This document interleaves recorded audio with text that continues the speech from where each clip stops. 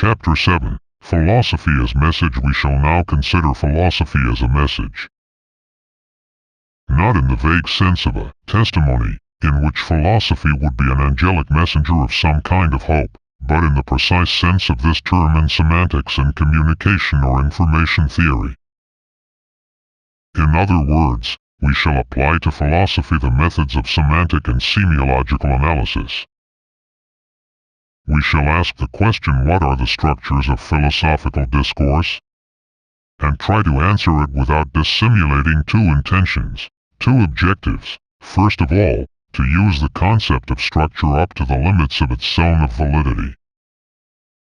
And secondly, to determine and delimit philosophical discourse by defining it, or philosophy as discourse if you prefer, an approach that is indispensable in order to offer an objective balance sheet of philosophy in terms of what it has that is positive, a positive that may subsequently appear as negative, and vice versa, without abandoning anything of radical critique. The approach is equally necessary as a support for the metaphilosophical meditation that is born in the course of the superseding of philosophy, its contestation and dialectical negation. By superseding philosophy, in the course of this superseding, we shall say what philosophy was. Along the way we have already introduced certain notions from semantics, semiology, information theory and structuralist thought. These notions are not new, and most of them are familiar. We shall find them again here. We shall be able to ask up to what point philosophy can be said to be a meta-language, a universal language, or claim that it is the quest for this. Does not the philosopher sometimes suffer from a hypertrophy of signifiers, somewhat detached from the signified? Does he not seek to accumulate what cannot be accumulated? What are the roles of redundancy, intelligibility, and novelty, information, in philosophical discourse? What does philosophical discourse denote? What are its connotations? In the modification of philosophical systems, what can be understood according to diachrony, and what pertains to synchrony? Each concept can be of use to us in questioning the philosopher and philosophy. As an effort towards system and totality, as a quest for meanings in facts and concepts, philosophy undeniably relates to semiology.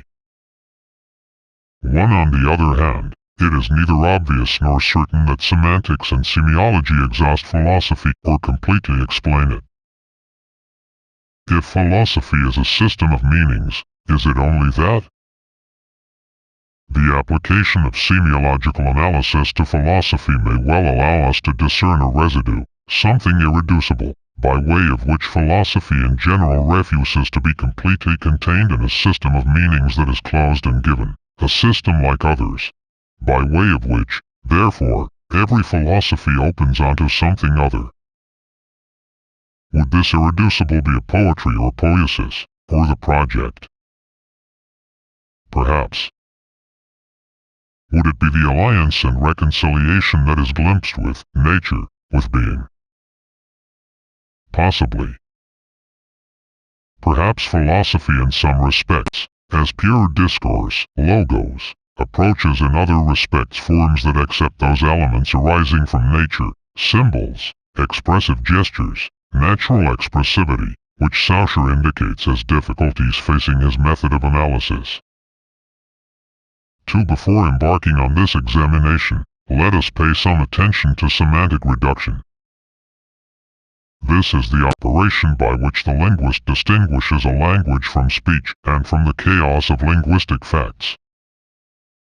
Within this general phenomenon, two aspects are separated, language and speech.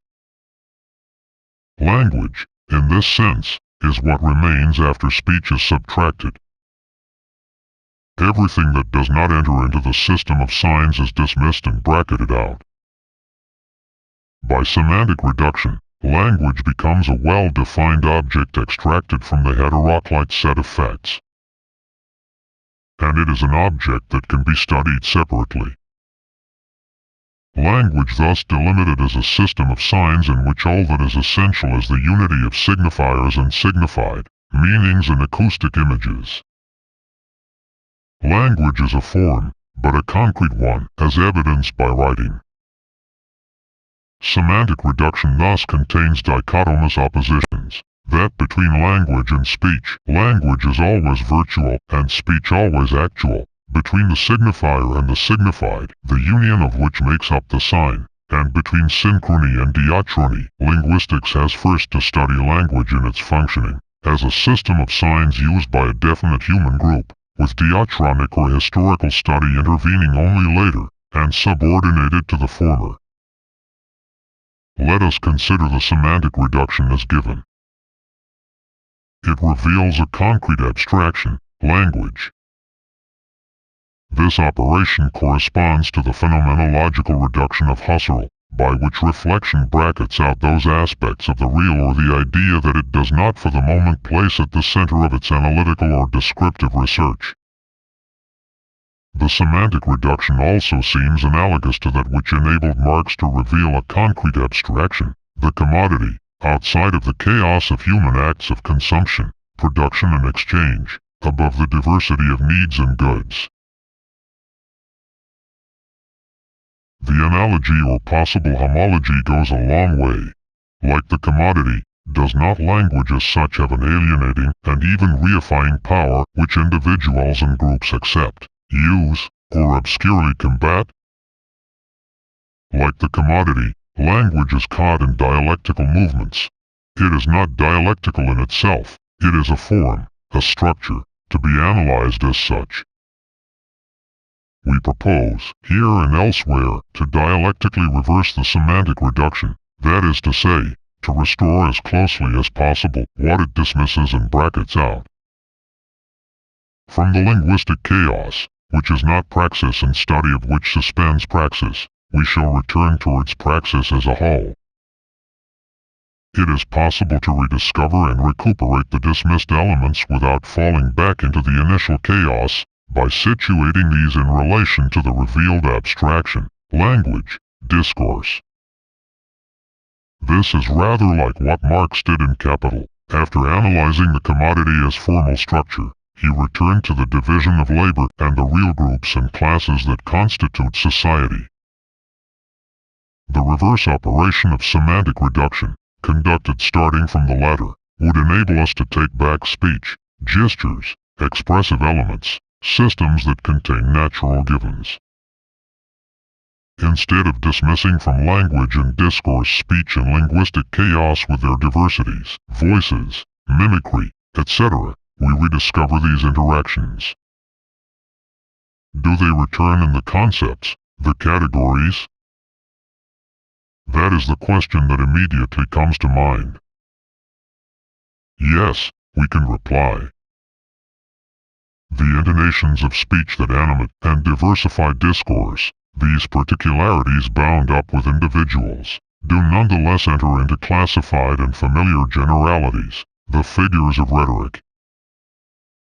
It would be easy to show how Saussure indicates this movement in his lectures on general linguistics. His reflection follows a double movement, of reduction, and of return, layer by layer, element by element, towards what the reduction dismisses. In this way he posits simultaneously the principles of semantics, which presupposes reduction, and of semiology, which rediscovers the concrete dismissed by this reduction. The double movement has continued since then, with interdependencies and interactions between semantics and structural linguistics, on the one hand, and semiology on the other. In his essays on general linguistics, Roman Jakobson reintegrates the figures of rhetoric into language, without following this movement through to an end, since he restricts it to the two figures of metaphor and metonymy, even if these are particularly important.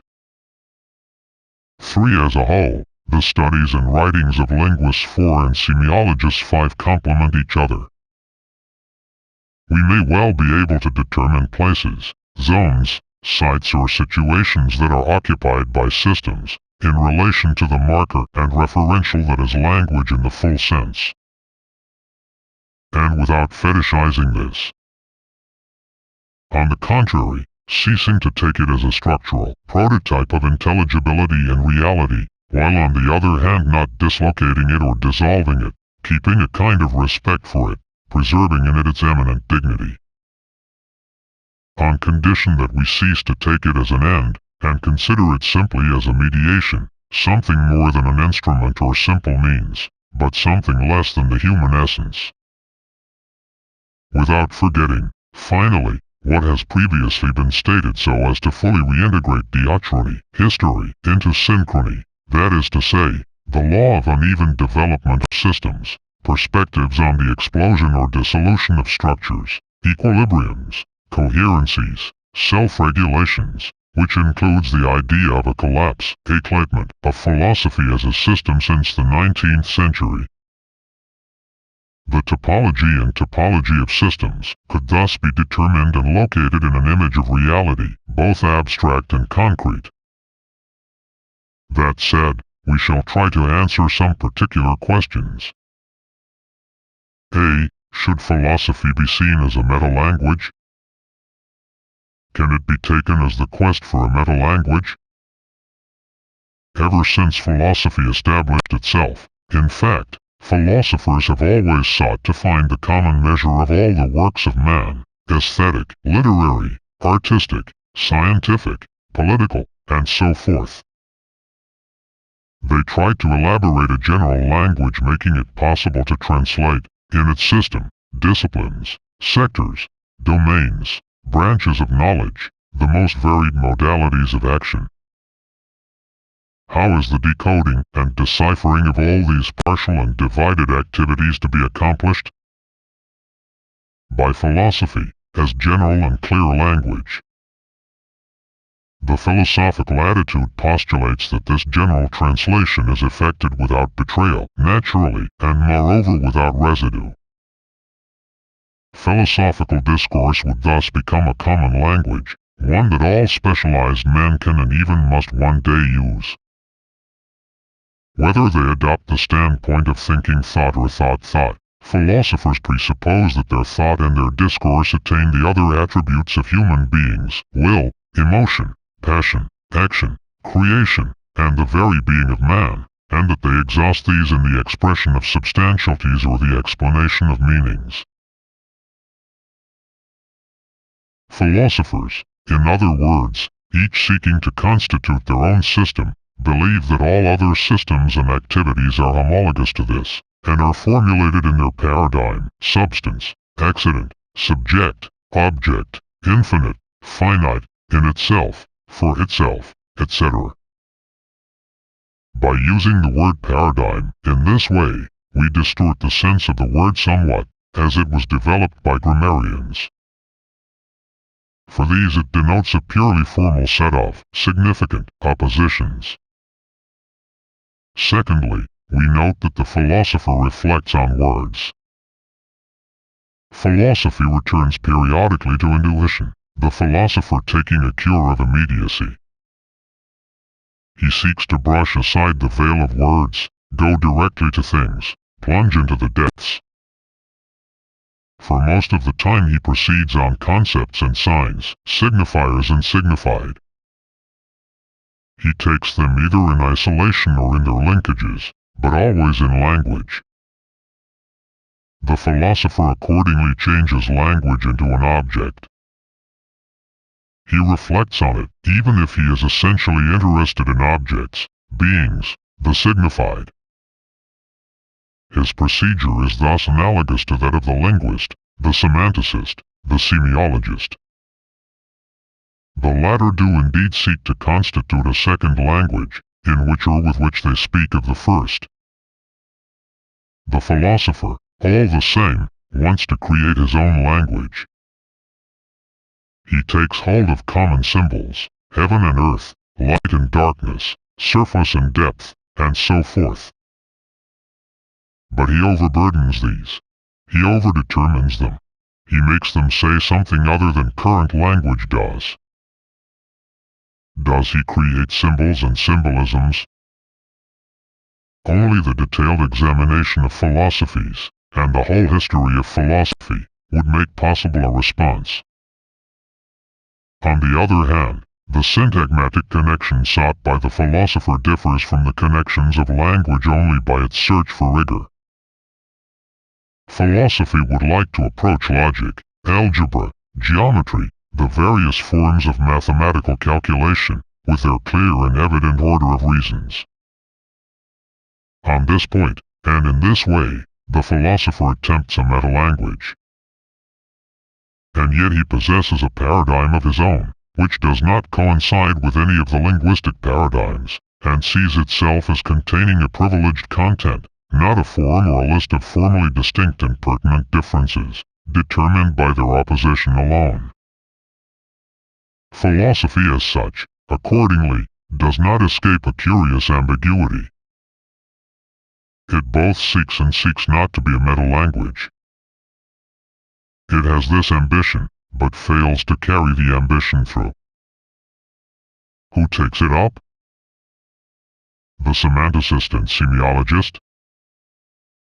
Certainly, but there is an abyss between the procedure that transforms language into an object and the constitution of a universal language.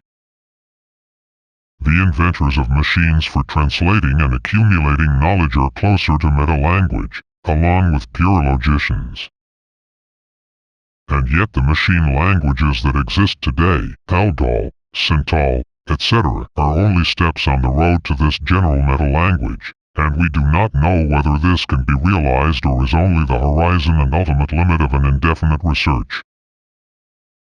We know from Benoit Mandelbrot that a language containing discontinuous signifying units, words separated by gaps, stops, cannot be totally deciphered. Absolute and total discourse, accordingly, would not exist. It would be impossible despite being dreamed as possible by philosophers and logicians. At all events, in philosophy there is discourse, doubly systematized, according to connections as rigorous as possible, and a paradigm as complete as possible, and speech. This speech seeks to be living, creative, to proclaim a truth or produce a satisfaction, happiness, among people. It makes use of symbols. It metamorphoses, it transfigures. In other words, each philosopher has a certain style. Inasmuch as philosophy seeks to be meta-language, it fails. To the extent that it seeks to be something other than meta-language, it lacks one of its aims, rigor, demonstration. As reflection, or reflect, philosophy seeks to be meta-language. As proposition and projection, project, it belies this intention. As speech and style, it destroys it. By way of this procedure, the philosopher challenges the alienating and reifying power of language as such, a power crystallized and fixed by the semantic reduction. Philosophy thus establishes itself in the duality, discourse and more than discourse, alienation and disalienation. We rediscover here in a different fashion the aporias previously discussed. B. By refusing philosophy the capacity to elaborate a meta-language, is thought not condemned to impotence? How is it possible to move from one domain to the other? Do we not leave the results of the division of labor, the distinct works, simply juxtaposed? On the other hand, inasmuch as the proposition of a metaphilosophy has any meaning, does this new form of thought not consist precisely in semantics and semiology, which view language as essential to man, and linguistics as a fundamental science? Let us remark first of all that the relations between sectors in knowledge are not simply a matter of terminology. It is not enough to decode or decipher, to translate. That would mean posing the question in a formal manner that neglected the content, the movements of thought, the real interactions and interferences. When a discovery or an invention is made, and there is a productive encounter between different directions of research, something happens that is different from a new use of a word. We may maintain that a contradiction within knowledge, or indeed between thought and facts, finds a solution, provisional, relative. As far as vocabulary is concerned, each user must be able at any moment to release all the meanings of each word, and tie words to their accepted common use. Naturally enough, this demand is unusual, and more than one user, even in the social sciences where it is a fundamental condition, is unable to meet it, with the result that we have a kind of fiction or utopia. It remains nonetheless that semantics here depends clearly on diachrony, on history, on knowledge. For example, how to explain the meaning of the word atom without recalling that it signified a simple and indivisible physical reality before going on to denote, through a remarkable reversal, a highly complex one? The semantics of knowledge may develop within knowledge, without depending on any kind of philosophy, provided that the entire set of movements of thought is taken into consideration. The importance acquired by semantics and semiology goes hand in hand with the withering away of philosophy. Subordinating philosophy to these fields of research, asserting the relevance of philosophy as a system of interpretation of the world in relation to semiology, means accentuating this withering, even if analysis detects something irreducible in philosophy. Semantics and semiology, however, if they do not end up in a neopositivism that accepts and confirms the facts of language, and along with them the social fates accomplice, lead towards a reconstruction of philosophy. Structuralism hesitates and sways between scientism and worldview, between how and why, between superscience and Weltanschauung. Metaphilosophical mediation seeks to be far more strongly challenging. It has radical critique as its foundation. It does not confirm any fait accompli, any existent. It grasps everything, things and beings, works and activities, by their ephemeral side. It places itself in the movement of destruction, of self-destruction, of dissolution of stabilities, structures, equilibriums, feedbacks, auto-regulations, etc., thus in a restored historicity, in a diachrony put back above synchrony. It is not only death and the consciousness of death that resists structure, operationalism. It is ending in general, and thus becoming. Here the line of argument takes a precise form. Metaphilosophical mediation, which proclaims itself meditation, rather than reflection, the word appropriate to philosophy, rejects the principle of immanence, formulated by Saussure VI and accepted by the semanticists, semiologists and structuralists that have followed him. According to this principle, the study is situated within systems. The analyst must grasp each system from within. He places himself, according to Saussure, in the situation of the chess player, accepting the number of pieces, their rules of displacement, in short, the grammar of the game, and is uninterested in the material that the pieces are made of, whether wood or ivory. The notion of system is bound up with that of an internal exploration of this system that grasps it in itself, as communication and message, with its repertoire and memory. Metaphilosophy rejects and refutes the postulate of immanence, as a consequence of the postulate of system. But this is not in the name of totality. Such a refutation would be in vain, since totality conceived in this way can itself only be postulated, and postulated as the largest system, system of systems, systems of the world. That is to say, as philosophy of totality. Metaphilosophy challenges the principle in the name of negativity. It introduces totality only with precautions, fragmented or broken totality, open and partial totality, virtual totality, and so forth. Semanticists and semiologists leave aside praxis, or even defy it. They withdraw to the formal, non-dialectical character of language, and also to the fact that language is not praxis, discoursing is not acting or producing. It is true that language, like analytical understanding and formal logic, such close neighbors, is not dialectical. To bring contradictions into language, it is sometimes necessary to twist it, to violate it, to inflict tensions on it. Structuralists reject praxis and dialectic along with history and historicity. They do not find there the solid ground that they desire, and that the semantic reduction offers them.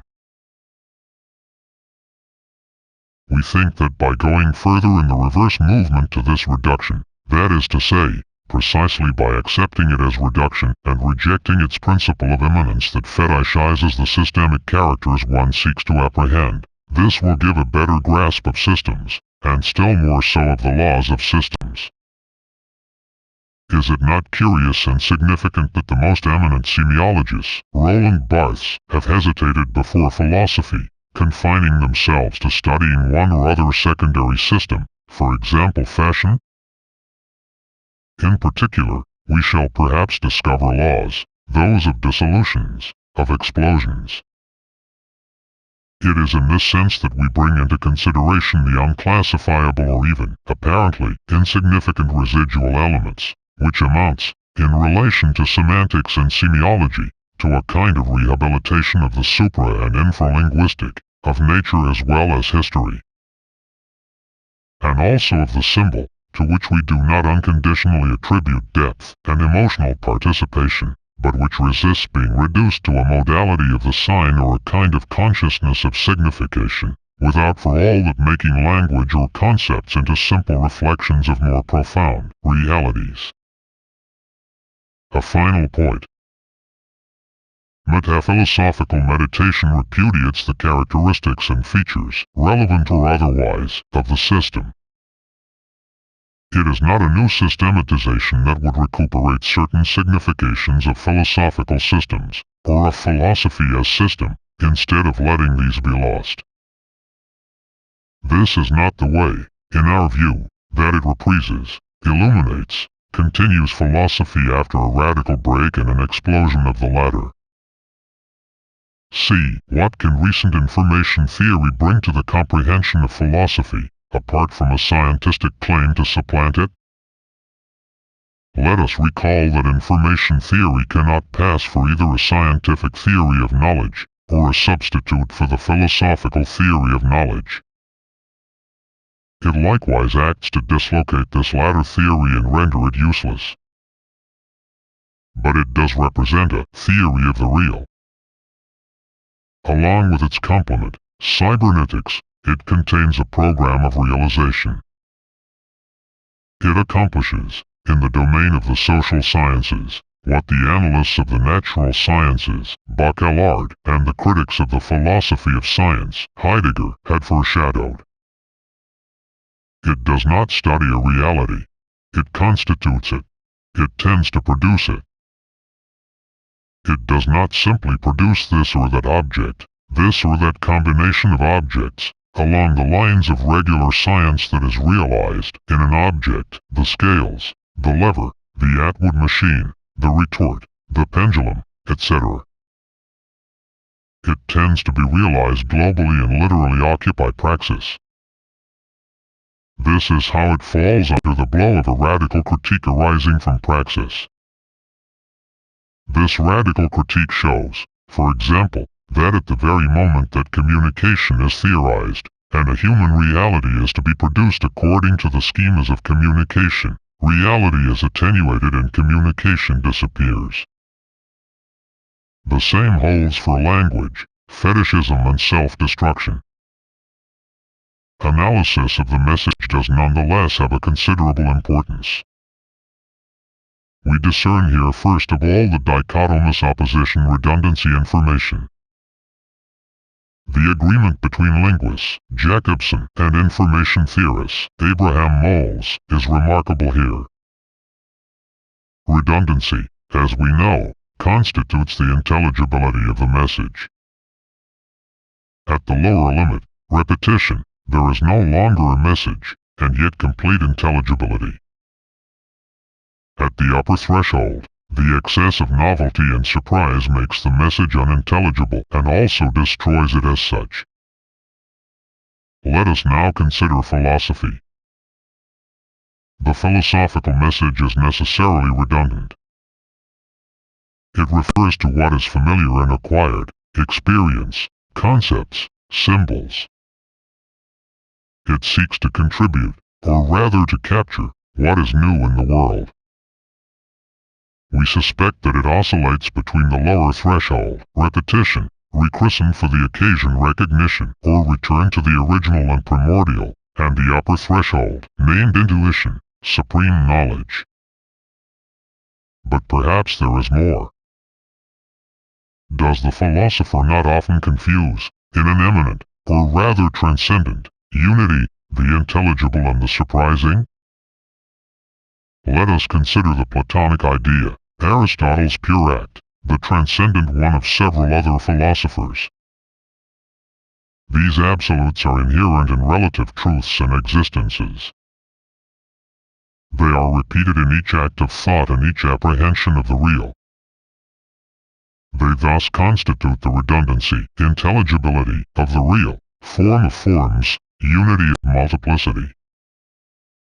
And yet, as sources of being and the diversity of beings, these speculative entities are deemed to bring the indefinite surprise, the decisive information always renewed by the intervention of the philosopher.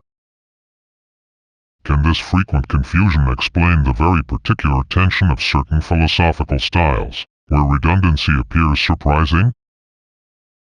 Here again, the philosopher places upside down something that should walk on its feet.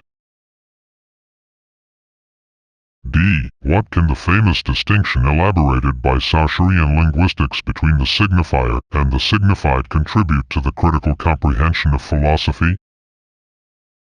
We shall now examine, accordingly, the philosophical message as a sign charged with significations, that is to say, as a system of significations. Who makes these significations explicit? Someone who uses semiological analysis in a critical manner. This someone does not form part of a transcendent mind that would judge the totality of the world or the world as totality, with the result that the problem and its situation in or before this totality would have a meaning. This someone we call here by way of hypothesis, metaphilosophical meditation, implying a radical critique of philosophy as ideology, as utopia, as mythology, and yet one that extracts from philosophy as such the forms and contents, the theoretical kernels, that it has constituted and that survive it. The philosopher drew signifiers from a collective repertoire, belonging to the general memory of men in society, or defining this memory. These signifiers are of two kinds, symbols and concepts. Concepts come either directly or indirectly from praxis. They may indeed come by way of earlier philosophies. At all events, they are in the process of elaboration and belong to a history, for example, the concept of the state, or that of labor, or that of detachment, along with its opposite, commitment.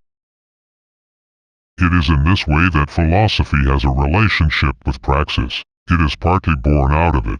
It returns to it and inserts itself in it. It has practical consequences, both false and true, illusory or real. It can claim to be invested and verified in praxis.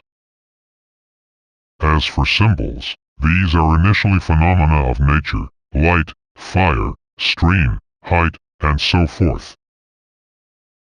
Or else they result from a simple, elementary, archaic action of men on nature, path, hearth, home, Heidegger's dwelling, and so forth. These symbols have first of all been lived experience, in an immediate vicinity with the real. At this stage, they were not yet symbols. Perhaps in archaic myths these signifiers, fire, path, star, etc., had only a differential and combinatory role. Magic and religion, which philosophy follows, only overburdened their meaning by singling them out. The symbolism thus seems profound, though it is not profound. Psychologists or sociologists who believe in the inherent profundity of symbolism let themselves be misled by the distancing indispensable to the prestige of symbols, the specific distancing, also an abused term. And yet, symbols only act and endure if they give the impression of depth, poetic, psychic, philosophical, and only if they maintain this impression, or allow it to be maintained. In this domain, however, appearance and reality are neighbors. For there to be a symbol, this symbol has to be accepted, so it has to have a symbolic power in a recognition that is reciprocal between subjects. The depth of symbols, illusory and real at the same time, comes from what they say and do not say, or suggest, or express. They come to form part of the content despite not having a content. It is in this sense that they are not just words or signs like any other. They say and do not say. They reveal and do not reveal. Words such as the fires of love, the line from Racine, it is Venus herself fastened to her pre, or the standards floating in the breezy. 7. Everyone knows what such things mean, and yet they do not mean very much. Inasmuch as they denote powers, capacities, the Greek myths form part of a symbolism that is still living today.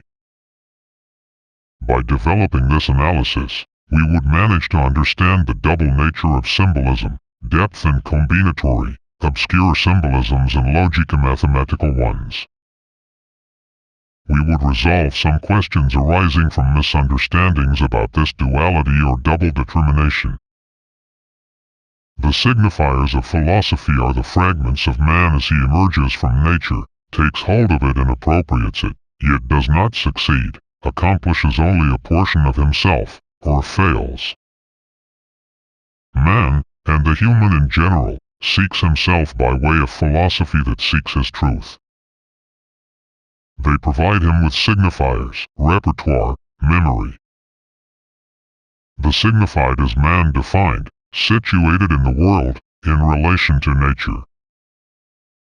It is therefore man-made, accomplished. Philosophical discourse differs from everyday language in that it is not learned by way of a practical apprenticeship. It forms part of culture, of what comes at the second degree. As discourse on the symbols and concepts of everyday language, philosophical reflection is even the model of this second-degree knowledge that is inherent in cultural facts, poetry on poetry already known, painting on the basis of a painting, music on music, and so forth.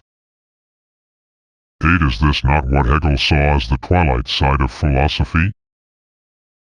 Philosophical discourse, accordingly, is made up of a large number of signifiers. What relationship is there between signifiers and signified?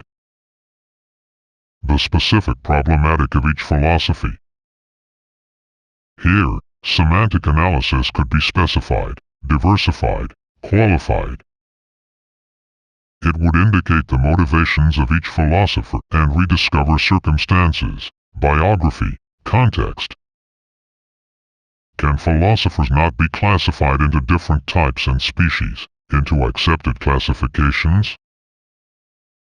For rationalism, for mysticism, for philosophical idealism in general, signifiers abound. Rationalism prefers to make use of borrowings from praxis, concepts, but not without adding to these some symbols cleverly drawn from the reserve, for example, the sun of intelligibility, the light of reason, clear ideas. Mysticism puts all symbols to work, mingling with them some concepts, identity, for example, boldly extrapolated from logic to contemplative or affective participation. What these signify, on the other hand, is feeble. For rationalism, it is the man of logos, Homo sapiens. For mysticism, it is the human before the absolute, or in the absolute. As for empiricism, its signifiers are poor and mediocre. It dispenses with them. Here it is man who is looking, observing, looking for clues. What is signified, on the other hand, is rich. It is empirical life in its diversity recovered in the name of philosophy. The abundance of signifiers gives a deceptive euphoria, which conceals disquiet and is disappointed by the poverty of the signified. Both empiricism and positivism, despite their poverty, have never lost their influence and have always reconstituted themselves with variance, skepticism, pluralism, complete relativism. Why? In our hypothesis, because they make it possible to rediscover the palpable, the sensible, and the real, without, however, fully restoring these in their dignity. Can the gap between signifiers and signified not be viewed as a rather pathological symptom? There is a schizoid aspect to the philosopher, which grows with the withering of philosophy. The philosopher separates himself from the world, that is to say, from praxis. He performs an approach, suspending the real or bracketing out what it suits him to do. He reduces the world by a speculative reduction very different from semantic reduction. Let us use the occasion to emphasize the analogy of reductive operations, the sterility of the one, which remains within philosophy, the phenomenological reduction and the speculative line that runs from Descartes to Husserl, and the productiveness of the other. By approach and reduction, the philosopher drives to their ultimate limit the troublesome consequences of the division of labor, separations, dissociation, the schizoid state. He hides these consequences from himself, strolling in the midst of a crowd of signifiers, amazed by their abundance, forgetting the signified which he encompasses in reduction. As a result of the technical and social division of labor, the intellectual generally thinks in terms of signifiers. He moves among them. He is among them.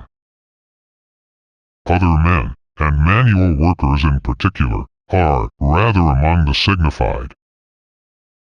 The rupture and uncoupling in language, a social fact, is also that of social facts. There is a convergence between the analysis that starts from the commodity and the analysis that starts from language. We shall not press this hypothesis any further here.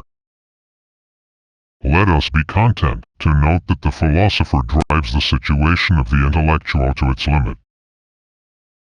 Marx's so-called philosophical works were designed to prevent the uncoupling and inequality of signifiers and signified. That is the sense, or one of the senses, intended by the rehabilitation of the senses, organs, directions, signification in the 1844 manuscripts. Unfortunately, materialism of Marxist inspiration has simultaneously impoverished both signifiers and signified, ensuring their correspondence by this procedure of impoverishment. The stubborn philosopher has the choice between a philosophy that is poor and ashamed of its poverty, a materialism more or less dialecticized, which signifies above all homo faber, and a philosophy rich in signifiers, but deprived in terms of signified, the good old idealism. Modern philosophy struggles in its own way against this impoverishment, desiccation, and anguishing distortion between signifiers and signified. To effect this desalienation it turns to poetry, literature, physics, biology, and so forth. What conclusion can we draw for the knowledge of philosophy as such from the distinctions that seem established in linguistics and semiology between symbols, paradigms, syntagms? As far as syntagmatic connections are concerned, we have indicated that they tend, in philosophical discourse, towards logic pure and simple. The philosopher inflicts severe constraints on himself, as he lays claim to rigor, to demonstration. Logic tends to become the syntax of this discourse, which differs from everyday learned language in the same way as it differs from the discourse of dream or poetic speech. Philosophical discourse only becomes institutional in the same way as everyday language when a philosophy becomes official, as state ideology, a state that could be a church. Moreover, philosophy, vocabulary and syntax, can react on everyday language. As far as symbolism goes, we have noted its origin, its importance and its nature. There is a triple dimension in philosophy, starting with its symbols: light and darkness, height and depth, rise and fall, nobility and business, good and evil, pure and impure, divine and demoniac, vision and hearing, speech heard and understood, progressing and straying, vicinity and distance, and so on. Likewise, tree, fire, stream, horizon, sky, earth, sea, flower, mirror, and so on. Then the paradigmatic dimension, the paradigm of concepts, arising from praxis, practice and theory, need and desire, disquiet and serenity, attachment and detachment, work and rest, power and weakness, capacity and incapacity, cause and effect, agreement and struggle, and so on. And finally that of categories, philosophical, subject and object, subjective and objective, infinite and finite, relative and absolute, partial and total, true and false, confused and clear, intuitive and discursive, empirical and rational, palpable and intellectual, causality and finality, determinism and contingency, necessity and chance, essence and appearance, reality and phenomenon, identity and contradiction, conflict and harmony in itself and for itself, substance and accident, being and nothingness, actual and possible, space and time, and so on. The seduction of philosophy arises from the fact that the philosopher can, with a great freedom of choice, draw from this reserve of paradigms whatever he needs for expression or formulation. The wealth of this reserve contrasts with the severity of constraints, syntagmatic, that is to say, logical. The philosophical operation thus contains several phases: drawing from the reserve, that is to say, from this or that class of signifiers, confrontation between the elements selected, elaboration under rigorous constraints, which eliminates certain combinations in the name of the fundamental demand for coherence. Each philosopher conducts these operations in his own manner, as a function of his problematic, which he receives from his predecessors or obtains from his age. This analysis, for philosophy as for praxis, several analyses are possible, offers us three elements, one coming from the philosophy of the past, problems, concepts, the other from the philosopher's environment, and a third from the exploration of the possible, which he transmits to his successors, concepts, problems, projects. The seduction of philosophy hides more than one trap. In its time of withering away, it becomes an intellectual game, a relatively easy combinatory, which facilitates the recruitment of philosophers and gives them the illusion of following the path of great creators, those who discovered an enlightening or productive combination, those who poetically employed a symbolism. How is philosophy taught? How does one penetrate into past philosophy, into philosophy in general, and into each particular doctrine? By way of paradigms, and also by the syntagmatic connection, taking logical rigor as implicit or explicit reference. The paradigms of philosophy make it possible to conceive the internal architecture of each system, its own combination of symbols, concepts bound together with an optimum degree of rigor, categories that are legitimately or illegitimately postulated. They reveal to us the code with which the historian can subsequently decode, decipher, messages.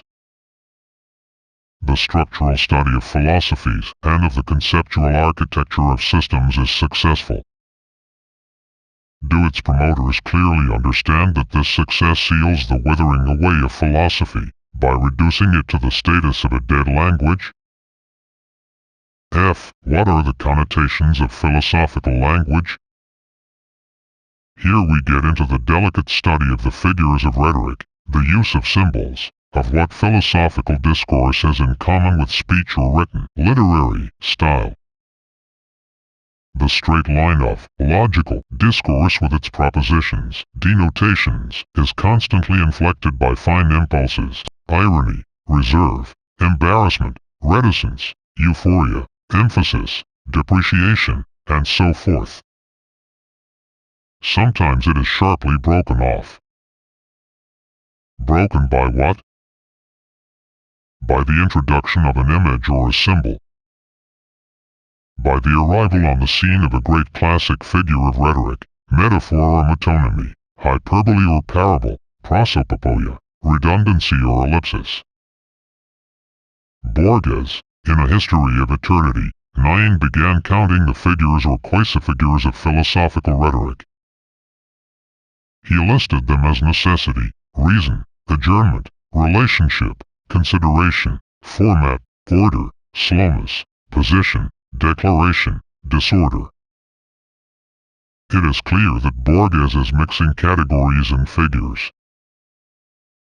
To this incomplete and confused list of stereotypes of discourse on truth, which we distinguish from discourse as such, and from true, poetic, speech that makes the truth of discourse, we would like to add emphasis and reticence, injunction and prohibition, praise and depreciation, extension and restriction, width and contraction, exaltation and abjection, superfetation and derision, irony and naivety, strength and relaxation, classification and derogation, diversion and avoiding, trust and disarray, eternization and temporization, and so on. This list could be extended and completed. It already has a fairly precise meaning. Empiricism is a reticent philosophy, prudent and attentive not to exceed the signifiers that it draws from praxis. Skepticism was and remains a philosophy of reticence, reserve. Emphasis unleashes the philosophical mystic and releases him from constraints in order to speak and claim his beautiful soul. It enables him to free himself from constraints, coherence, and detach signifiers from signified. Systems with a strong denotation and poor connotation, empiricism, skepticism, positivism, make little use of rhetorical figures. On the other hand, connotation and figures play a dominant role in metaphysics in general, in idealism, rationalism and mysticism. To this first list of figures, we can immediately add another: assertion, negation, denial, use, rejection, misuse, knowledge, ignorance, misconception, approval, refusal, contestation, understanding, conflict, misconception, comprehension, externality, misunderstanding, trust, challenge, defiance. It is important for our line of argument and our method to emphasize the triple grouping of these categories. Starting from dichotomous oppositions, they lead to the restitution of dialectical movements. Besides, they attain effectivity and ambiguity, whose role is incontestable but escapes dichotomies. The effective connotations, trials and errors of social communication and expression return into the research. The rationalism inherent in the fetishization of the discursive is corrected without being dislocated. It is here and in this way that we grasp again, starting from the reduction to language and discourse, semantic reduction, the realities that this reduction brackets out, but makes it possible to order and situate. We thus have different, partially ordered 10 structures of dichotomies, and rigorous structures of pure discourse and logic, inclusions and exclusions, inherencies and non-inherencies. We may think that the old rhetoric has greater meaning than a repertoire of outdated and outworn literary procedures.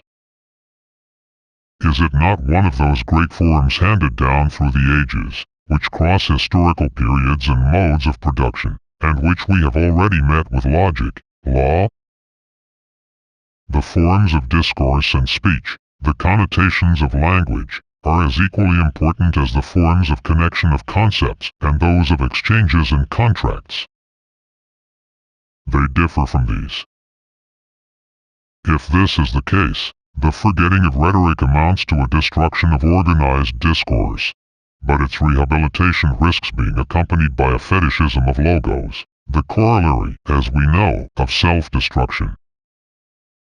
Philosophers certainly use metaphors. They insert them as they can into their syntagmatic connections, as rigorous as possible, each defining in his particular way the order of rigorous reasons, but always with reference to pure logic. From the classes of signifiers that they have available they take this one or that to substitute for another. Among these signifiers, certain are privileged due to their visual, light, idea, clarity, view or vision, perception, etc., or auditory origin, hearing, understanding, listening, etc. These are most frequently used in metaphorical substitutions. When the philosopher abuses them, when each page he has written contains too much clarity, light, illumination, perspective, darkness, he is close to a pathological state. The philosopher also uses metonymy. Sometimes he abuses it. Consider the famous declaration, I think, therefore I am. If we accept it in the declarative mode, we are drawn defenseless into Cartesian thought. That is what generally happens to the student in philosophy. The semanticist, more demanding, will demand the exact signification of each term. In each case he will find several meanings.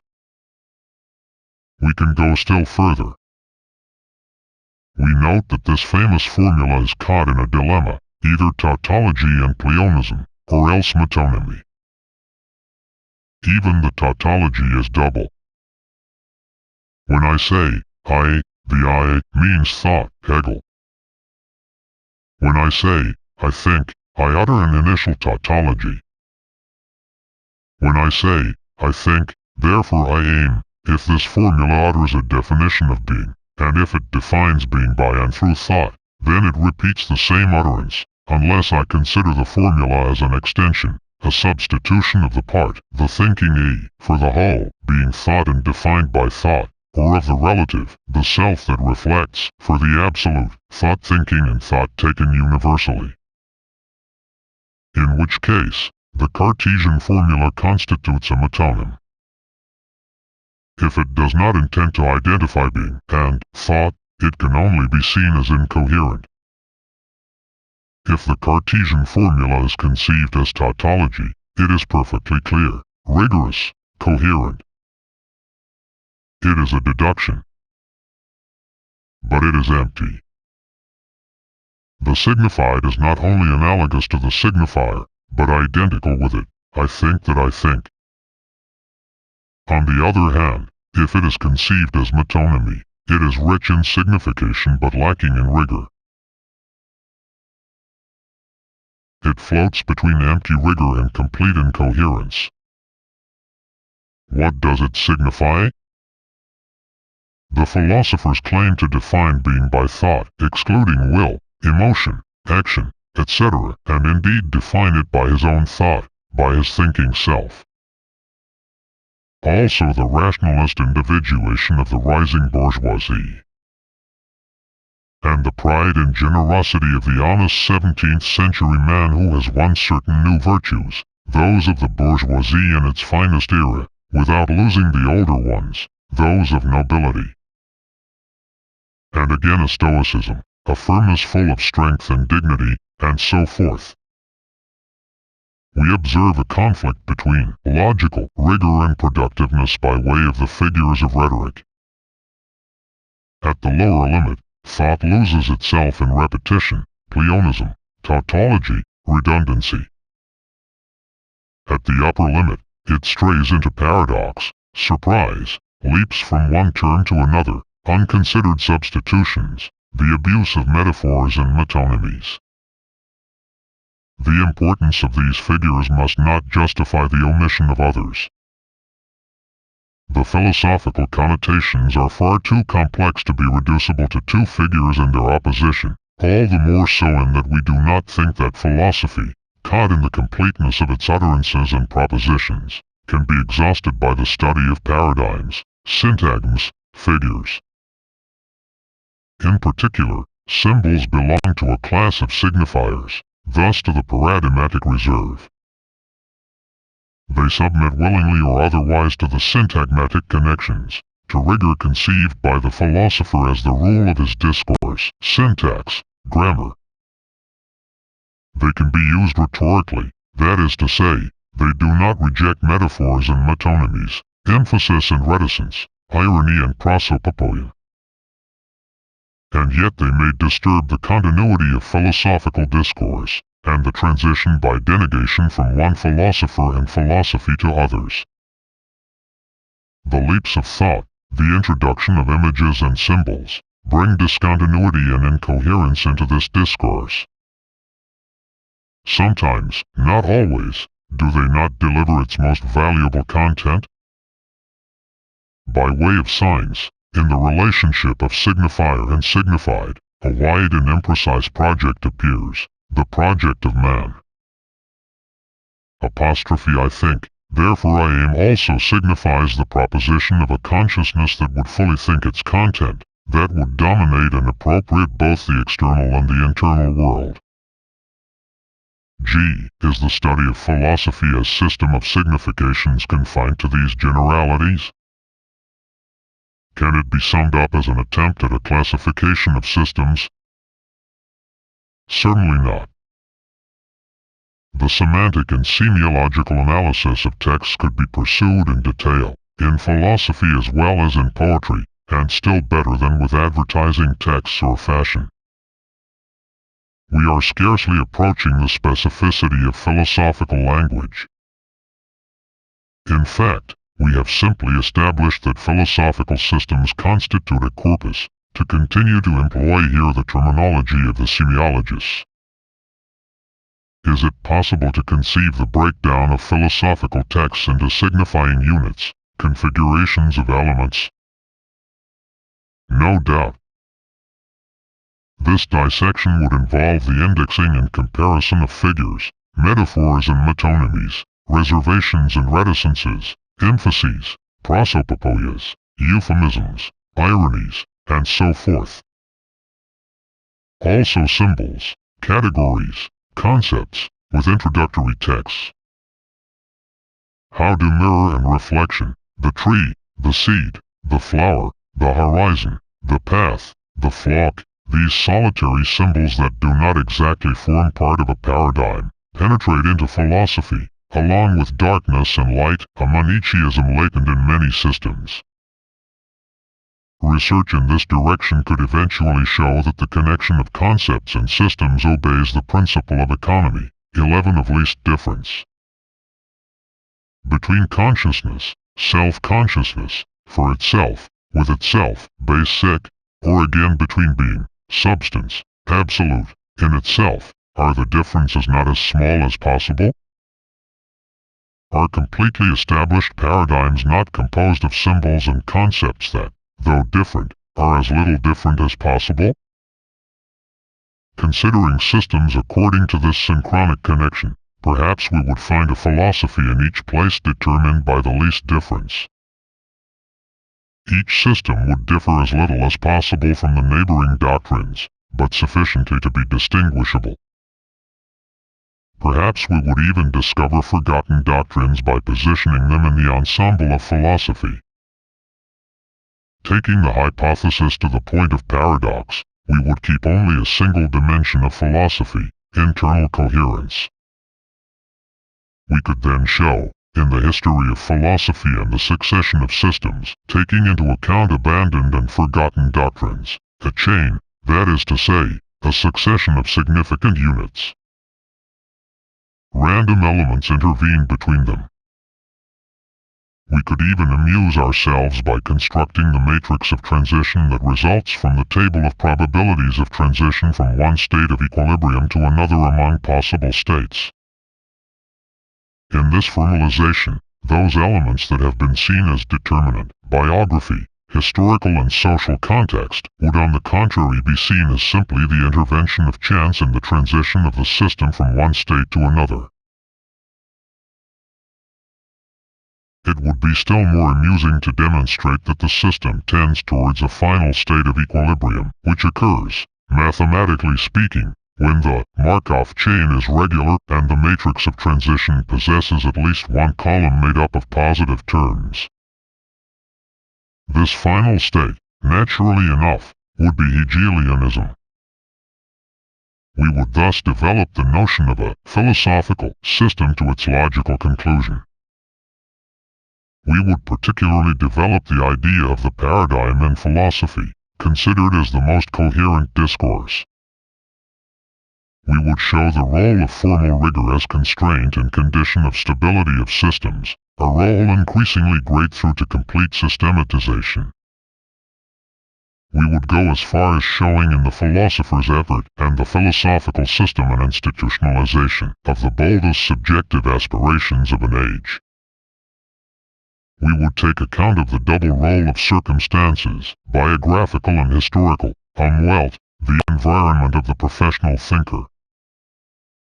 On the one hand, these stimulate aspiration and reflection. They pass into speech, given how speech dominates the discursive message, and to the extent that it does so. But at the same time, the coherent construction of philosophical discourse works against the inextricable interconnection of circumstantial, aleatory phenomena in nature, society and the individual. It fights for the regularization of thought and the thought work, against the chances of subjectivity in praxis. Philosophy, considered as structure of communication, imposes a type of order, discourse, logos itself. The philosophical game, or philosophy considered as a game, would thus have had its strategy. Theories and problems handed down from one philosophical generation to the next, from masters to disciples who accept the yoke of the master or free themselves from it, would thus play the role of filters, series, recurrent units, regular assemblages and associations of units forming the network of discourse. We would thus place philosophies and philosophers completely in the general rules of assemblage, and composition that are those of every message, all discourse, any work considered as message and discourse. We would attain the specific rules of philosophical arrangement, agencement, in the formal context of the most general laws of arrangements. We would thus hold the broad lines of a science of philosophical systems and philosophy in general, considered no longer diachronically but synchronically. We shall not go into this detailed analysis. Why? What has already been said here is enough for our purpose. Drawing inspiration from an ironic remark of Hegel against those who sought to deduce everything, even this pencil, and its place in the universe, we deem it useless to pursue this level of detail. And then, what is involved is a game. We would play with the great systems like a puzzle. Finally, this application of structuralism to philosophical systems would risk obscuring our purpose here. We also want to indicate that the triumph of structuralism marks its loss. As a philosophy of structure, revealing the structure of philosophy, it contributes to the superseding of philosophy at the same time as to its own criticism as philosophy, and its superseding as one of the last forms of philosophy. By driving it to an extreme, using the concept of structure to the full, we turn structuralism against itself, showing that it reveals deep contradictions that shatter its form and its formal theory. Philosophy as discursive imitation of the universe, cosmos or world, finds its limit in a theory of mimesis. The philosopher was the simulator of totality and constructed in his system a simulacrum of the whole. He denounces himself in the formalization that perfects this, in the general theory of models, analogies and homologies, simulations, this theory of systems, which besides is embodied, if we can say so, in machines, and may be entrusted to robots. Beyond a certain limit, the structuralist analysis of philosophical systems and philosophy falls into error. It defies history and the historical changes in praxis, extrapolating synchrony, the system and the systematic character, to the detriment of diachrony. The development of the theory reaches absurdity.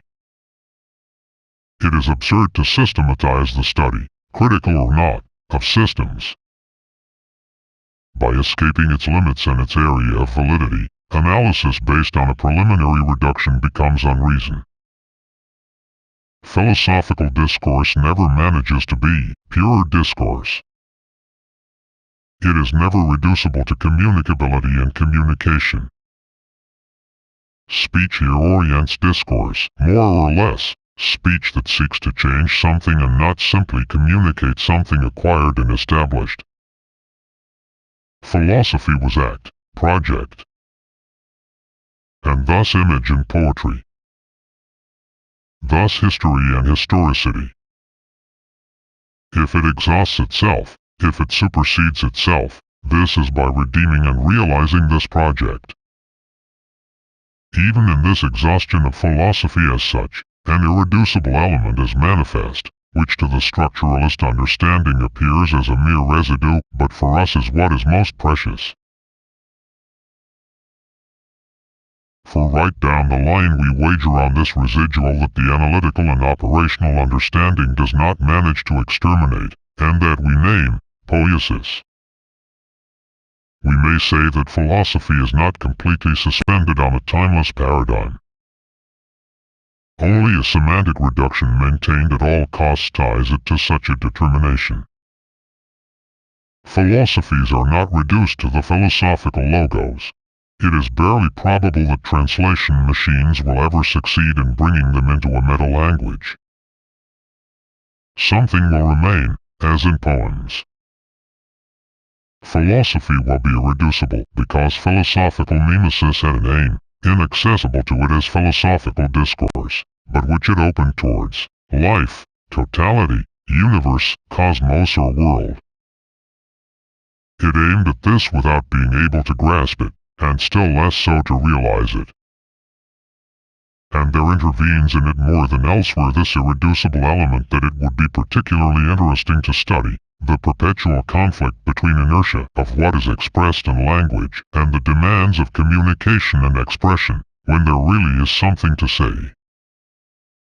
Philosophical discourse, as arranged in structured discourse, makes manifest the limits of the structurally intelligible. Conversely, the analysis effected by structural understanding on philosophical systems, as on any system, manifests the limits of systematization and discerns that which already supersedes this in any philosophical systematization. These remarks suppress nothing of the other criticisms that can be raised against fundamentalist semanticism and structuralism, from various points of view. The significations are worn out and the signifiers remain without signifieds. Nothing is more empty and more disappointing than a world of significations, of meanings lacking substantiality. Are not money and commodity, analogously to language, signs of signs, supreme signifiers and signified, in an economic and social structure that language, including denotations and connotations, lets us see? Are the functions of language not more complex, more numerous, than communication theory suggests? Along with its function of social communication, it also has a function of expression, externalization, elaboration. By restoring movement into language, this is reintegrated into dialectical becoming, as Marx reintegrated the commodity into the internal conflicts and contradictions of labor. Let us remember once more that the fetishism of language, its destruction and self-destruction, go together. Is it not quite dangerous, however, to privilege the symbolic dimension, to revive the aged concept of expression to equal that of signification? If philosophical discourse is analyzed in a triple dimension, paradigms, syntagms, symbols. Why suddenly erect the symbolic dimension above the others? Does not this amount to returning to an almost mystical theory of symbolic participation, a theory by which sociologists who believed they were explaining religion themselves converge strangely with religious thought? If we leave symbolism aside, philosophical reflection is no more than a particular case of mimesis. It loses any connection with creation, with poetry or poiesis, and likewise with praxis. It is no longer anything but concealed redundancy, discourse on discourse, repetition of the accomplished in representations issuing from empirical activity. The real and true that it aims at, that it never attains and that never give themselves to it, place it still more clearly in the zone of mimesis. Image and symbol are facts of nature, charged with a meaning designed to express the relationship between man, in general, and nature and being. We emphasize this double determination of the image and symbol in philosophy.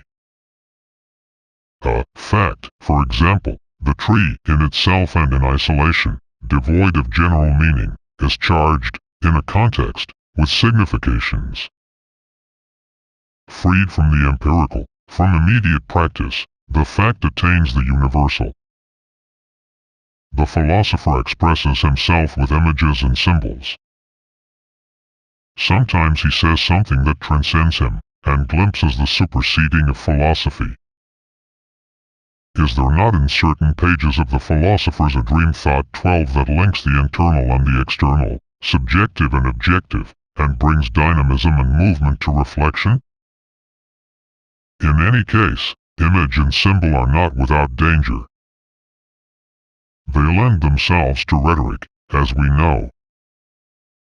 They substitute themselves for concepts.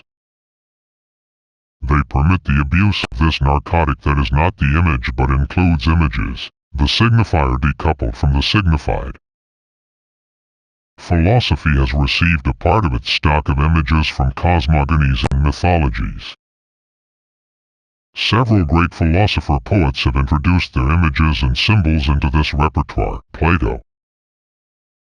Other philosophers have sought to dispense with images and symbols, but it would be curious to discern these in them through a fine-grained study. Confer. Leibniz and the concept image of harmony. Finally, there have been great inventors of images, such as Augustine, who was also a great rhetorician. This study restores to history, diachrony, its primacy over synchrony. The inventory of Augustinian images and symbols is particularly interesting, as we rediscover here the long line that goes from Jansen and Pascal to Freud, even to Heidegger. In the works of Augustine, the reader notes a profusion of cosmological images, charged with signifying the human condition: storm, wind, tempest, swirling currents, the abyss. The cross is the ship that makes it possible to cross the tumultuous ocean of life. The abyss, Mendeus, is rather terrestrial, with its opening and issue towards the divine. Certain images are borrowed from the desert, losing one's way, the void. Others are physiological images. Sin is a disease, an ulcer, an itch. Who is the doctor? Christ. What is the remedy? Grace. But the great image taken up by Augustine and launched into existential thought by him is the image of the voyage, peregrinatio.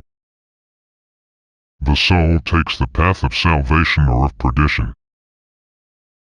It has lost, in the course of its wandering, the house of the Father, the dwelling, the home, the native land. It seeks the route to the heavenly city and eternal rest, which would also be a return to the lost homeland. 13. The questions and answers above are clearly far from exhausting the study and debate undertaken. Let us try, however, to give an overall picture. We shall recapitulate the argument and sketch a history, We take it as long since accepted that philosophy as such involves a double project, that of a discourse, total and complete, and that of a representation that designates the possible plenitude and even brings the satisfaction of real achievement. For all that, this notion of philosophy does not escape the desert of essence. It does not yet become a whole philosophy, its essence along with its manifestations. The general project is perfected in the course of the philosophical history. It is made explicit. At the same time, it has revealed its truth, reflection on the discourse of naive and common opinion, discourse on discourse. This character has steadily advanced to the foreground, displacing and supplanting the wider project that concerned man. To the extent that all discourse has a structure, it is likely that all philosophy increasingly consists of a highly structured discourse. We have been able to discover the general structure of philosophy and that of all particular philosophies. Within the project of a necessary and sufficient discourse, each philosophy contributes its particular propositions.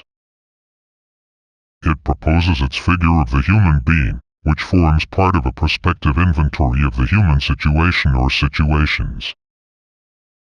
Circumstances, biographical and historical, the immediate and more remote environment of the philosopher, his own wealth, play a role, not negligible but still poorly defined, in the formulation of what he proposes. Subsequently, however, the accidental and secondary aspects of philosophical reflection fall away. They appear as fantasies and ideologies bound up with individual situations, group attitudes or historical contingencies. They are the failed elements.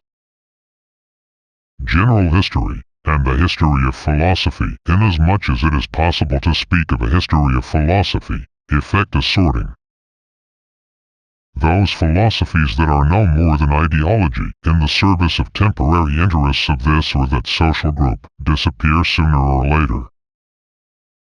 They are superstructures in the precise sense of the term, amplifying and dressing up these conjunctural moments of history into generalities. Other philosophies, the more profound, appear in retrospect insufficient as systems, allowing a part of the real to escape. Their contributions, however, are integrated into the growth of culture, civilization, knowledge, praxis itself. The interest of these contributions forces reflection to return retrospectively over the entire work of the philosopher to reconstitute and locate it. This work then appears in full with its character of a systematized discourse, with an architecture, a structure, that gives rise to the history of philosophy and the appearance of an autonomous history of philosophical thought. In order to recognize the integrated elements, the moments, in this particular sense, we have to take up the periods mentioned and pursue the analysis under a different light. Socrates and Plato discovered that man, with the implication, man in his natural and social, thus historical, environment, does not simply make use of material instruments, tools, which in antiquity, moreover, he left to slaves. He makes use of concepts, ideas, signs. He uses logos. The correct use of discourse demands the subordination of occasional discourses, opinions expressed in diverse and contradictory discourses, to exact judgments, to concepts, that is to say, to coherent and rational discourse. The philosopher knows the laws of coherent discourse and masters them in truth. The age of Socrates and Plato was also that when discourse recognized as mediator in social praxis was taken as a means in political praxis. If discourse is the site of truth, it cannot be the instrument of power. Recognition of discourse discovers this internal contradiction. Socrates died from it. Plato sought in vain to resolve it in the quest for a political truth and a politics of truth, the laws and the republic. Was this contradiction not also that of democracy in the Greek cities, that of Greek culture? Logos there became sovereign. Knowledge became specialized into the formal knowledges of logos, grammar, rhetoric, sophistic.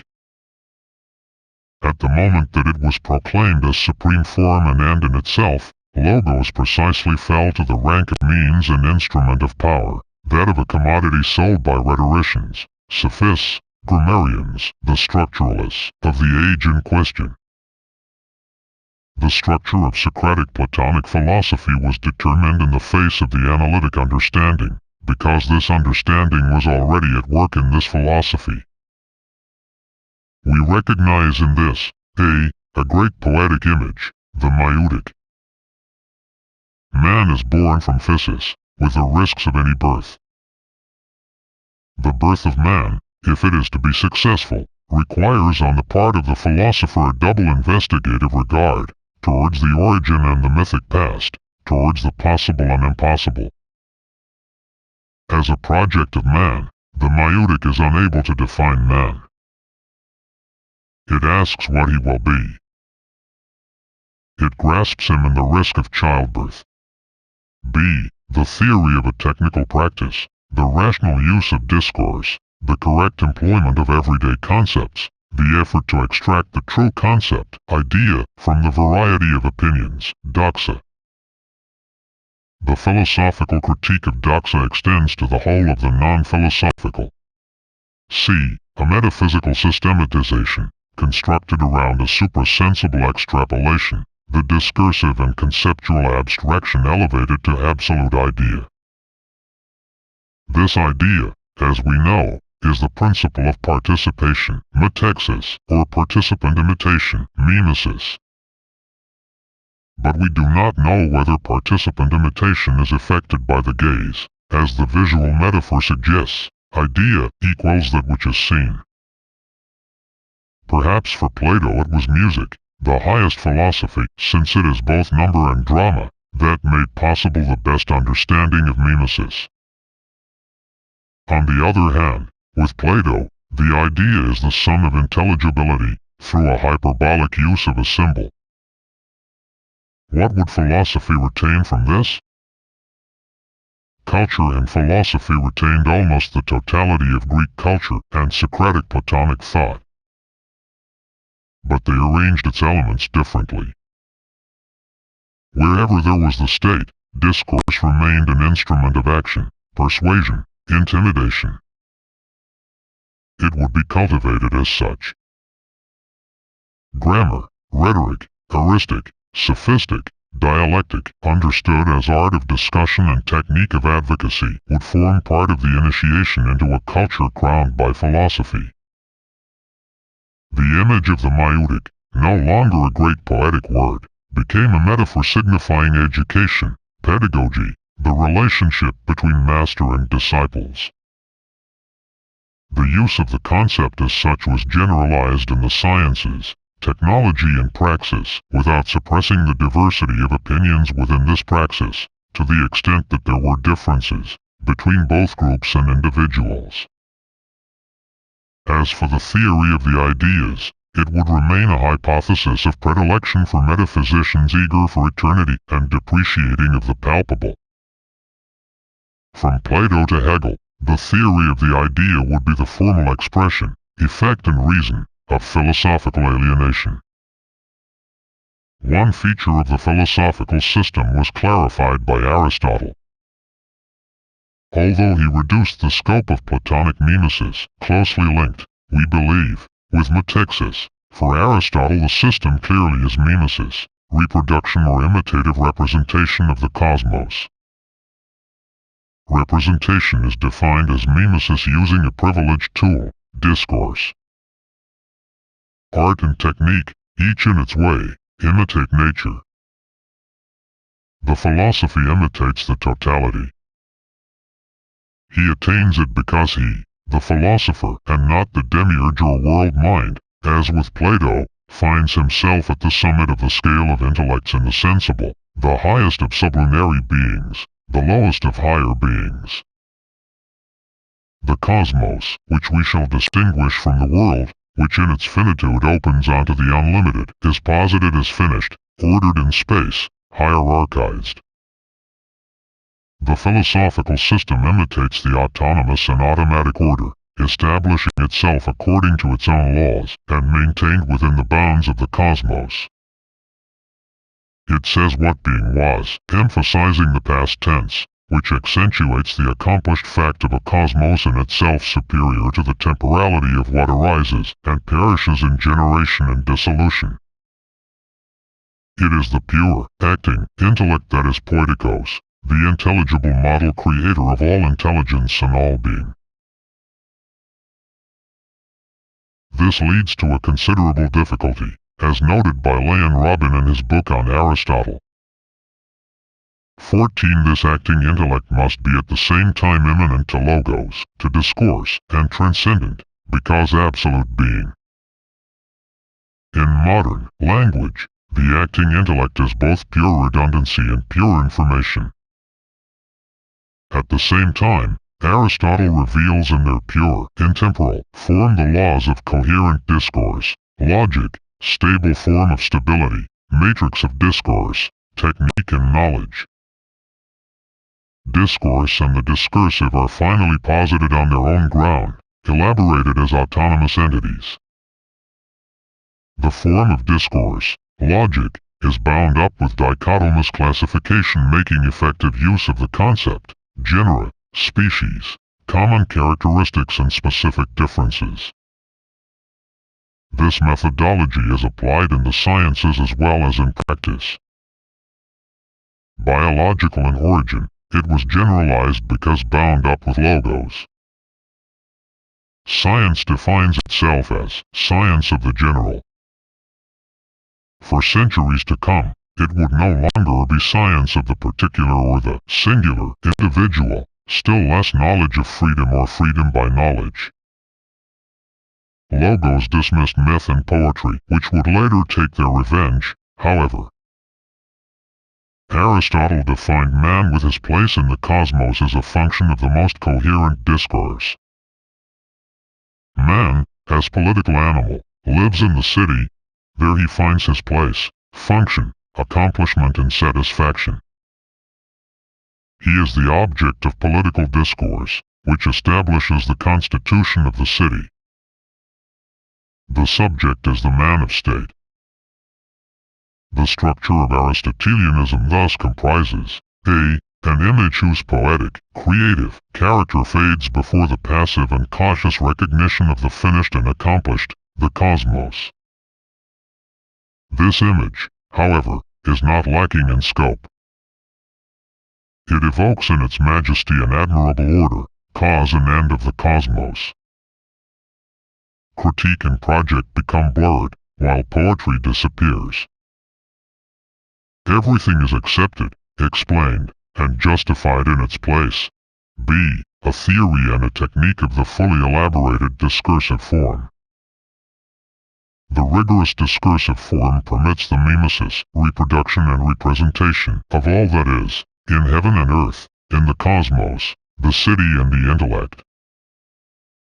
Logic, rhetoric, poetic, expound the order of perfect discourse. C. A metaphysics of substance, of being, represented as substantiality, unformed matter in some kind of intermediate place between the unformed, pure potential, and the inaccessible perfect form, pure act. The stars, pure lights, celestial fires, higher realms, become by metonymy intellects and intelligible, mediating forms. These elements of Aristotelianism would pass into culture and philosophy, where they would dominate for centuries. Much later, in the medieval town, new and original work in relation to the polis, logic would provide the form for the accumulation of knowledges and techniques in the West. It would connect with the form elaborated in the Roman herbs, law, the form of accumulation of capital. Subsequently the split set in. Detached, the philosopher contemplated something from afar, the cosmos broken up by the time of history, that of the city and society of antiquity, the temporal world still having an immanent form and order imposed by an internal and timeless but open law. Open to what? To disaster, catastrophe, dramatic end. A critique, based on the split between philosophy and real men, denounced the madness of men. The philosopher seeks. He seeks wisdom. He thinks of the sovereign good. The good and wisdom are his own good, his own wisdom, which he offers without great hope to the mad, the alienated, an uncertain satisfaction and an incomplete plenitude that he attempts in the crisis of the unaccomplished city. Poetic speech regains importance and the philosopher sometimes turns poet, but in the fear and trembling of a truth little assured of itself.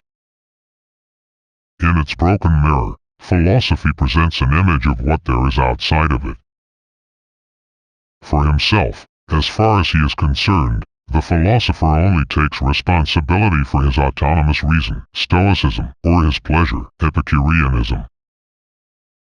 Each time that the philosopher, and even the individual is constituted as such, in opposition, more or less illusory or real, to the surrounding praxis, he rediscovers this split and the options to which it gives rise. Individual search for satisfaction in the personal autarky of consciousness, or else in pleasure. Augustine introduced into philosophy, or rather reintroduced, at the moment of the end of the city-states and the destruction of antique society, the time forgotten by the philosophers. For him, the spatial cosmos passed into the background, and the world came to the fore, with the implication of systematic depreciation of the worldly. The world is not set out in space. It is an abyss of darkness in time and a labyrinthine trajectory towards the sun. Augustine coined the Christian slogan, Mendeus est Mendeus. The Mendeus, as we know from Heidegger, who recalled its meaning, is the mouth of shadow, the hole, the abyss that is mortal yet open to the light. This play on words, Mendeus est mundus, deserves others. The Augustinian world is a fallen world, corrupted by original sin, yet in such a way that it opens towards God. Riven by sin, cast into the shadows, the world has a double history, profane and sacred. The profane world will disappear with the eruption of the sacred. The time that constitutes the world and the worldly turns them towards divine transcendence. The theory of substance and the metaphysical idea weakens in the face of two discoveries. The first is that man is desire, infinite desire, desire for the infinite, but broken, with the result that his essence, his corrupted nature, consists in a triple desire, which imitates infinite desire without attaining it.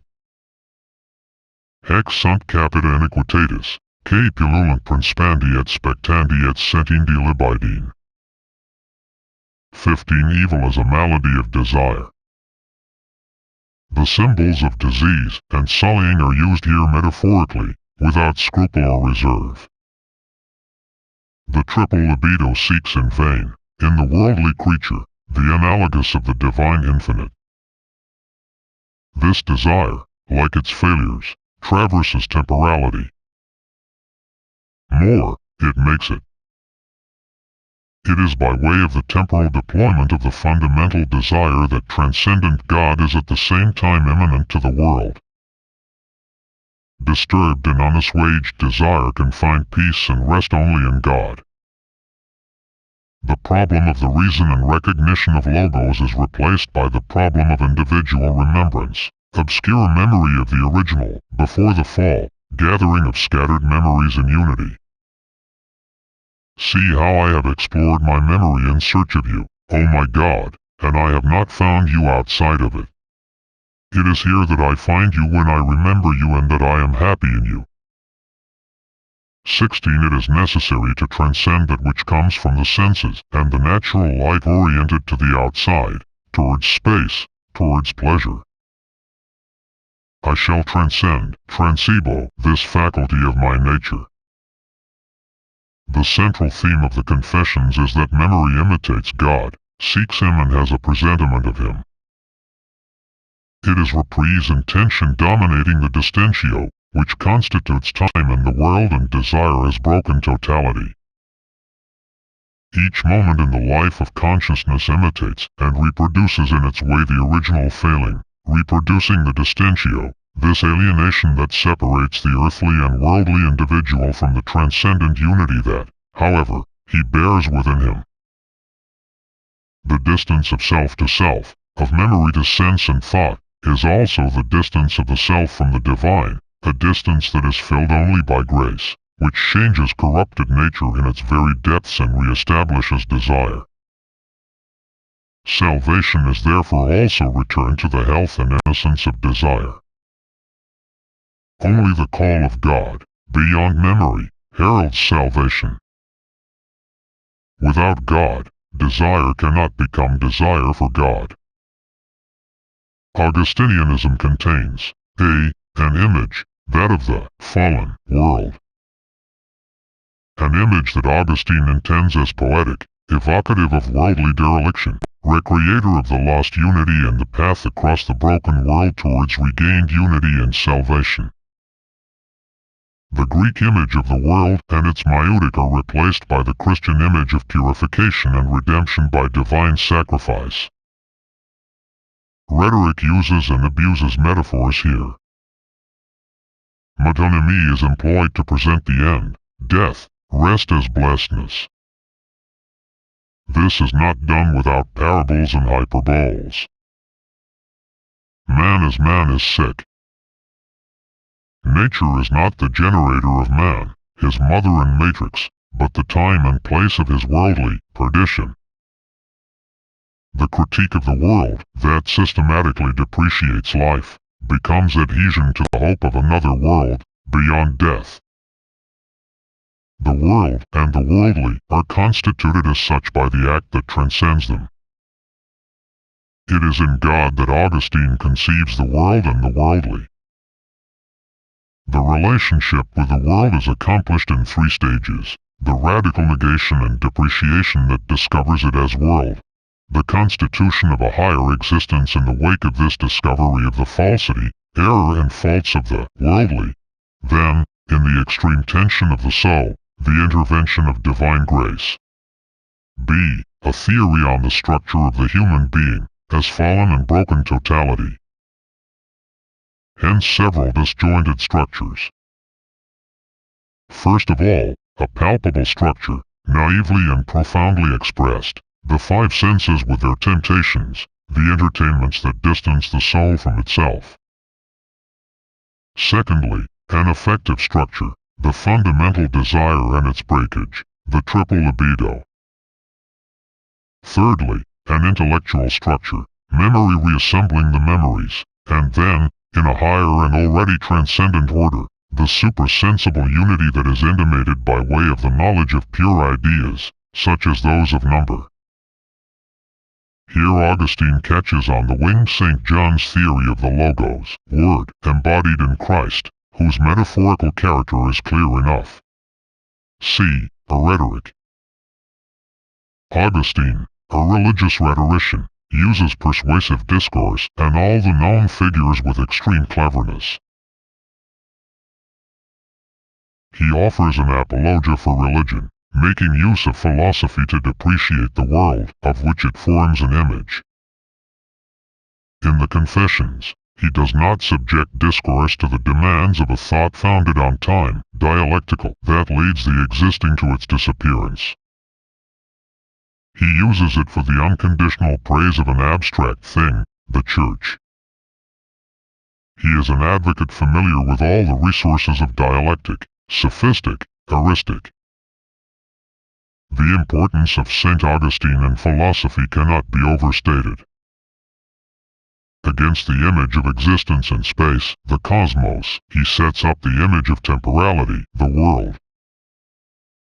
He posits the predominance of temporality, of becoming, of growth or decline, of rise or fall, over spatiality. Nothingness and the annihilation of the accomplished, the past, faults committed, enter into philosophy. With Augustine, the successive duplications of the self lead him to view as a stranger both what he has been and what he is. The conscious being is defined by dereliction, error, the abandoning of existence, in Heidegger's sense. In its rise, the soul becomes ecstatic. It tends towards the veiled being that offers itself and flees, that calls and escapes. There is another world, that of truth and being, whose call demands detachment from worldly life. Augustine founds, within the Christian interpretation of existence, a lineage opposed to the comfortable Aristotelian and Thomist lineage. This ties together the social, ecclesiastical and political hierarchy with the representation of a spatial hierarchy in the cosmos. The Augustinian line would thus lie at the origin of the majority of heresies, all the more so as it tends to depreciate institutions along with the worldly, and to designate in time the strength and anger of God dissolving what was established. The apologia of religion and the corresponding institution, the Church, returns against the author's intentions. By introducing desire as an active foundation of consciousness, Augustine founds the line along which it is easy to situate Jansen and Pascal, then Schelling, and subsequently Schopenhauer, Freud and even Heidegger. It has been said of Hegel that he was Aristotle revised by Spinoza. It would be equally correct to say that Hegel attempted a synthesis between the cosmos and the world, between Aristotle's spatialized hierarchy and Augustinian temporality. Can Augustinianism not be seen as an alienated theory, philosophy, of alienation? But functional analogies or homologies in no way authorize us to combine the philosophies envisaged as successors to Augustinianism in a theoretical unity. The Freudian libido is no longer the libido of Jansen and Augustine, despite the identical name, despite functional analogies and even homologies in this or that philosophy. Obsessed with what lay behind the world, linking philosophy to religion, a great rhetorician making use of philosophy to slander worldly life and establish the transcendence of religion after having founded religion on philosophy. In the very long run, Augustine made the perishing of philosophy inevitable. Yet the superseding of philosophy is something completely foreign to Augustinianism. For him, philosophy has the same content as religion, on a lower level. This makes it impossible to view Augustine as the initiator of a mental structure, thought founded on time, tragic dialectic, theory of the world, to be replaced by an ideal city, the city of God or the human city metamorphosed, that would extend very far and encompass Marx and Marxism. Such an argument would reject the superseding and realization of philosophy by Marx, a superseding and realization that have nothing in common with the apologetic function that Augustinianism attributes to philosophizing thought. More broadly than philosophies, worldviews encompass these. The critique of philosophy leads a fortiori to rejecting the worldview or conception. For example, the fact of extending maieutic to several philosophies, conceiving philosophies up to a certain point as maieutic and philosophy as a whole as a maieutic either avowed or disguised, does not rehabilitate the worldview. Maieutic is not a conception of the world, but a project, uncertain, troubled, adventurous, of the human being, himself considered as launched in an uncertain adventure. By pressing the reconsideration of philosophical history further in the same direction, we would be led to emphasize currents of thought, whether underground or visible by way of testimonies. These currents are not always represented and conceptually elaborated by leading thinkers. They are stimulated by images or image concepts, vague and powerful. They have a long persistence, which shows that we are not dealing here with ideologies pure and simple, with superstructures built on a well-defined base, but at least with syncretisms. These are remarkable cases, sometimes aberrant, and thus particularly interesting for the history of ideas, which we are not seeking to normalize, to center around well-determined general structures, but on the contrary to divert from these well-traced paths. The Paracelsian heresy, for example, has run down the centuries. According to this heresy, the incarnation of Christ did not save the world. The operation attempted by the Eternal Father did not properly succeed. The world is worse than before, the corruption and tyranny of the Church being added to the secular powers that reign. The word, logos, is not enough for the salvation of the universe. The world, still enthralled to evil despite the sacrifice of Jesus, must be saved as a whole, and salvation of the individual soul is only a swindle. To lead the whole world into the age of salvation, justice and peace, a new incarnation is needed, that of the Spirit, the third person of the Trinity. The incarnation of the Spirit is prepared in the subversive actions that this Spirit inspires. The Paracelsian heresy, bitterly combated by the Church, runs through and animates medieval thought, directly or by reaction. It is particularly present in the work of a theologian who was relegated to the shadows by the official history of ideas, both ecclesiastical and secular, and who sought a synthesis of the philosophies of East and West, Joachim di Fiore. The nominalism of Abelard, who doubted concepts, words, discourse, thus the word, and paid dearly for this challenge to official dogmatism, derived from it. Likewise did Franciscan poetry. Paracelsianism, preaching contempt for the official church, the feudal world, and the hierarchies of its masters, justified the great peasant revolts.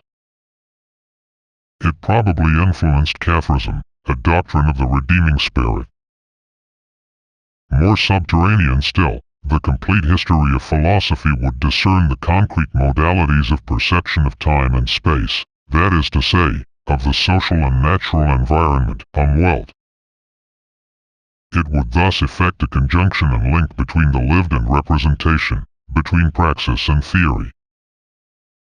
The history of representations would connect, at this level, with the history of the city and the town, in which representations of time and space are projected on the ground and transformed there. The history of ideas and concrete sociology would meet up. Descartes? Here we discern first of all the fertile image. Man makes himself by knowledge, by reason, by their applications, techniques. The man Descartes, and men in general, are educated not by authoritarian education, but by reading the great book open before them. Knowledge is a tree, with its trunk, its boughs and its branches. When the tree has reached its full growth, when it bears its fruits, the man who has cared for it and pruned it will attain plenitude. He will be master of the world. He will appropriate it for himself. Formally, Descartes introduced into the methodical conduct of discourse the still recent techniques of mathematics. Aristotle was familiar with the Euclidean method, axioms, postulates, definitions, deductions, which he identified, not entirely justifiably, with a logic based on biological classification by genera and species, dichotomies. Descartes introduced algebra and the progressive construction of the complex on the basis of simple elements. For Descartes, metaphysics deliberately starts from a hyperbole. There is the methodical doubt, inherent in the rational critique of what is finished in knowledge and the real. Then the hyperbolic doubt that shakes even the most certain experiences, even praxis. In the course of this doubt, the evil demon intervenes, a quite reasonable demon, not too diabolical, who arrives in his proper place and lets himself be tamed by reason and the god of metaphysics. This Cartesian Mephisto, who appeared to him on the famous night of the stove, dissolves the unity of body and mind. He casts doubt on the external world, the body, perceptions, sensations, and so reduces thought to the pure act of thinking. By way of doubt and the disassociation of the physical, natural mixture of matter and thought, metaphysics is inaugurated. It conceives on the one hand pure consciousness, the soul, the cogito or thinking substance, res cogitans, and on the other hand matter, body, extent and its automatic movements, res extensa. We truly establish ourselves in metaphysics, physics being broken by hyperbole, absolute doubt, and the evil genius. The homo of the project is duplicated. Nothing can then prevent the abuse of metaphors and metonymies. By way of metaphor, the object is changed into space and the animal into a machine. In the wake of this abuse, there is no longer a place for the living. By way of metonymy, the absolute is defined by the thought that thinks it. It is, duplex, after which matter and spirit, body and soul, the extended thing and the thinking thing, will pursue the broken unity. Fortunately, this rupture is not an act. Part fiction, part reality, and rather more of the former than the latter, the two fictions of hyperbolic doubt and the evil demon, it leaves the real man, the man Descartes, man in general, almost intact. And yet it corresponds in him to an accomplished rift. On the one hand, he is not materiality and yet is so to a certain point, and on the other hand, he is spirituality. Hyperbole and metaphor are not entirely without content and foundation. It is precisely here that philosophical alienation is located, which, moreover, reacts on the systematized ensemble. The split between flesh and spirit, inherent to Christianity, somewhat attenuated in the Aristotelian Thomist distinction between matter and form, is aggravated, metaphysics seals it. It proliferates under the auspices of the divine demon, the evil demon. In later metaphysics, object and subject are hard-pressed to meet, and still more to recognize one another. Metaphysics, proceeding in the direction of the pure subject, philosophy of consciousness, or pure being, absolute identity, exacerbates the opposition that it seeks at the same time to resolve. Spinoza? An image of felicity, the sage understanding everything, explaining everything, accepting everything, in the vision of the whole, third degree of knowledge. Plus an extremely far-reaching formalization and systematization of philosophical discourse. Plus an absolute, quasi-tautological position, of divine identity as cause of itself and eminent reason for the differences, modes and attributes, that it generates. Spinoza asserts the infinite infinity of substance, after which, instead of discovering an infinity of infinite modes and attributes, he perceives only two, extension and thought. The identity of the divine substance, causa sui, is revealed in the common belonging of extension and thought that absolute knowledge contemplates.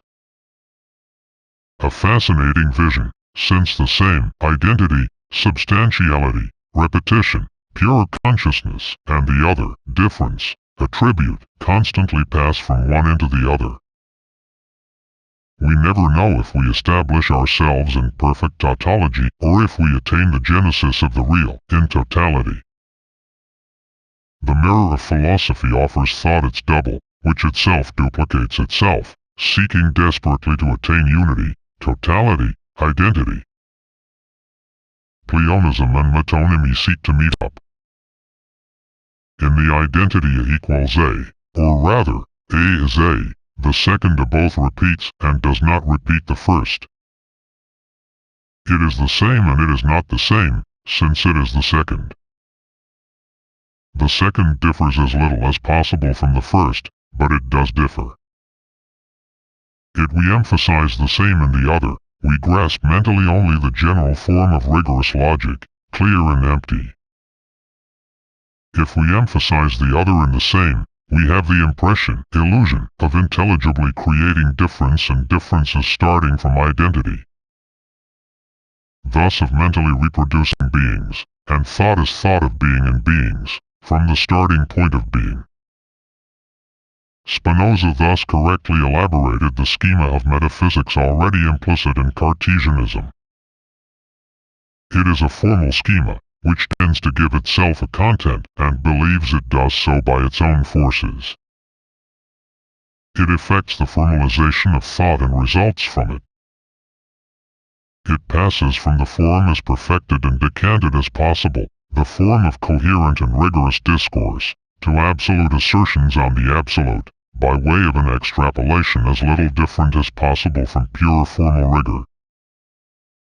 Speculative alienation takes the form of a precise illusion, the illusion of creating with God, recreating the universe. The formal thought of the understanding believes that it passes from identity, tautological, repetition, to difference, by taking a difference as small as possible. It believes in this way that it can leap from deduction to creation, to production, to genesis, or rather from pleonasm to metonymy. Leibniz? To understand him, imagine that he seeks to unite the cosmos and the world, space and time, that he turns at the same time both towards Plato and his conception of participant imitation, and to Aristotle and the philosophy of logos. His image is first of all poetic and musical, borrowed from the development of the theory of numbers, mathematics and physics, as well as from the music of his time, harmony and counterpoint. Descartes in his youth wrote a treatise on music, which already foreshadows the elements of his doctrine. Mersenne developed the Cartesian theory of the unity of number and physical phenomenon, in a work on the universal harmony containing several laws of vibrating chords. Joseph Sauveur would discover harmonics and Jean-Philippe Rameau give this discovery its theoretical extensions. Finally, Bach sought to unite the plenitude of the already well-established art of the fugue with the nascent theory and practice of harmony. By the late 17th century this unity was already heralded by the great French musicians, including Couperin. 17. We shall therefore try to understand Leibniz musically, and not according to the compromising metaphor of the watch or clock that would enable the divine clockmaker to harmonize the monades. Leibniz uses harmony metonymically, although without apparent rhetoric. Yet the apologia for God, theodicy, is not devoid of emphasis. In his most general theory, which encompasses the partial points of view and perspectives, monades are vertically harmonized by God. Apostrophe horizontally, an immense counterpoint links their perceptions and thoughts in a giant fugue. The monades hymn the praises of God, who leads an eternal choir. The philosopher perceives the harmony along with God, in God. He contemplates it and attains it by contemplation. The monad, moreover, is for Leibniz appetite and effort, appetitus and conatus. There is nothing inert about the monad, its matter being not an extended and thought substance, but the limitation of all finite reality. This real, given as well as integral to the analysis. The same holds for the content. Leibniz passes easily, by metonymy, from thought in act to the thought object, and from this to will. Thus he brings new and decisive elements to the formalization. He attains a real, both continuous and discontinuous, by the double path of the continuous, differential and integral calculus, and the discontinuous. He reveals an aspect of the discursive understanding, combinatory and operatory, that was previously implicit. By an intuition of genius, Leibniz saw already in his adolescence that by the combination of the letters of the alphabet and the analysis of the words formed on the basis of these letters, it was possible to discover everything. 18. The ars combinatoria, according to him, did not produce abstractions. On the basis of simple and discontinuous elements, distinct, discrete, he thus constructs the real.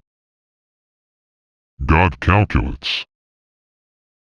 Starting from 0 and 1, the same and the other, he generates the discrete number and the infinitesimal continuous, the series that mathematically guarantees the connection between discrete numbers and continuous functions, between measurement and combinatory order.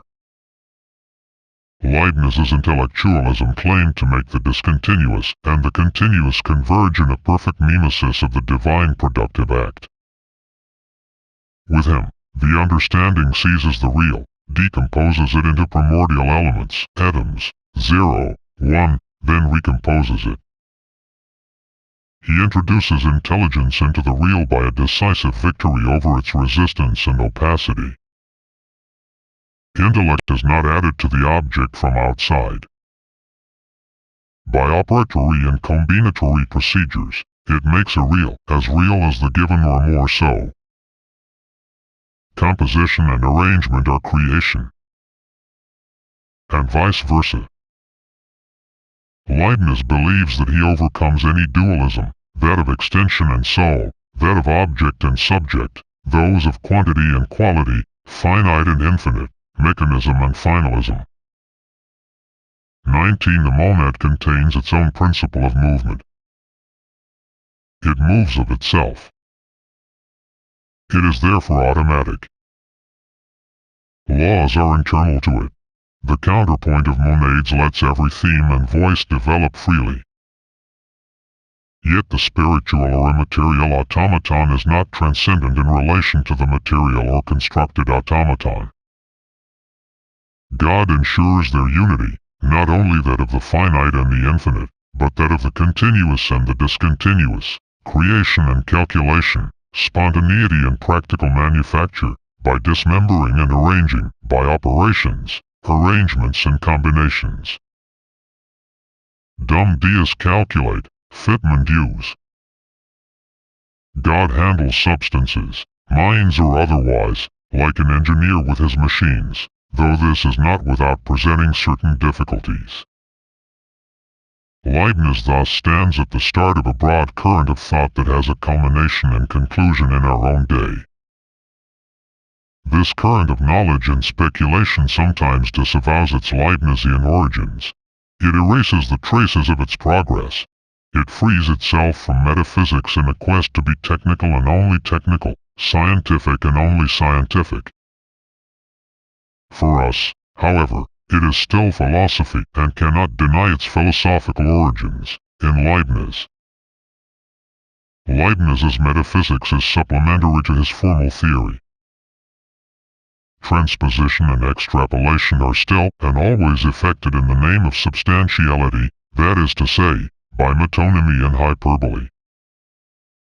In the identity of same and other, identity and difference, pure identity receives the privilege of ontological status. God, being, is the identity of 0 and 1, of unity and multiplicity, recurrence and event. It is the eternal and immutable truth.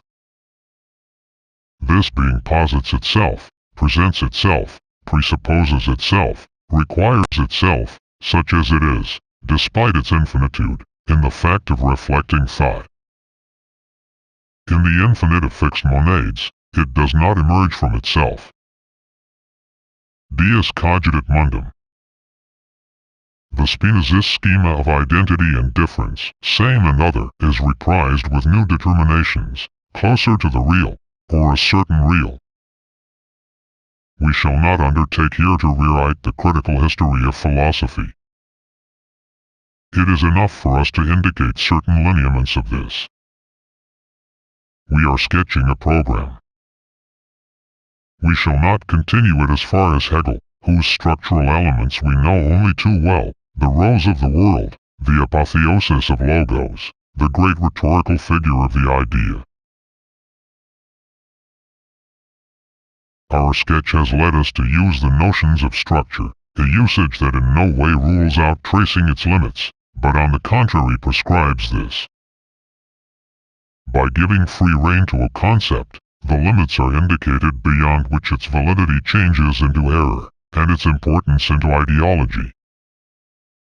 The philosophy of structure has revealed to us the structure of philosophy, but the critique of philosophy, justified by this analysis, permits a radical critique of this philosophy of structure.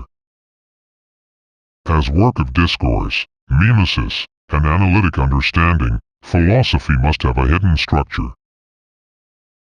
The concept of philosophy, spelled out and delimited in this way, has enabled us to define that of structure. And conversely, the superseding of the one leads to the superseding of the other. In the philosophies already mentioned, increasingly systematic as they are, we discern three components: a poetic image, a formal theory, and metaphors, metonymies or hyperboles that are specifically metaphysical. The image has almost always been neglected by historians who were concerned, and rightly so, since philosophers retrace the trajectory of philosophy with discourse as such. And yet the poetic image contains the human project, Maieutic in the line of Socrates, the sick man and his healing in the line of Augustine. The image borrowed from the given changes into symbol of the virtual. At the same time retrospective and prospective, it projects the future and projects itself onto it, with greater or lesser amplitude. In our view, there is a functional analogy, homology, between the poetic images and philosophical systems, even if these images and symbols differ to the point of opposition. The formal part is methodological and gnoseological. It contains both a contribution to knowledge as such and a theory of knowledge as the most coherent discourse. The metaphysical element proceeds from a superfetation, metaphor, metonymy, parable, hyperbole, etc. It swells to the point of hypostatizing as absolute truth this or that discovery of knowledge or methods. The customary history of philosophy, considered in isolation, amplifies this already inflated aspect. It sees this as the essential. It adds to the superfetation a new superfetation. Indeed, the metaphysics contained in philosophies was the most decrepit part, the ideology superimposed on concepts and projects. The image of man was its most stimulating and active element, but also the most obscure and obscured. As for the formal element, it is naturally integrated without too much difficulty in the cumulative growth of knowledge, in the technical perfecting of method,